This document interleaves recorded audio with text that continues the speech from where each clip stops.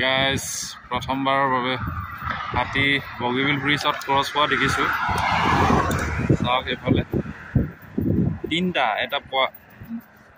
এটা ডাঙৰ, পিছফালৰ দুটা সৰু। অলপ চাওক কিমান মজা।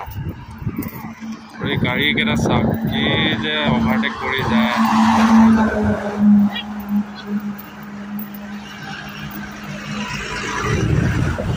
এইফালে দুটা, এইটো চাইডে এটা অলপ সৰু। আপোনালোকে দেখা নাই, এতিয়া দেখিছে ভালকে। চাওক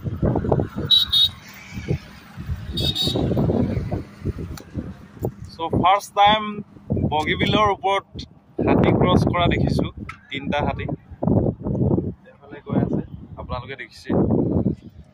চ' মই আছোঁ এইফালে বগীবিল, তলত পানী শুকাই গ'লগৈ, অলপ অলপ আছেগৈ আৰু। বালিটো কিমান সুন্দৰ, পুৰা এই কুঁৱলীটোৰ নিচিনা হৈ আছেগৈ, বগা বগা চব। এই গোটেইকেইটা অকল বালি, মাজৰ ডোখৰ অলপ আপোনাৰ পানী থাকে।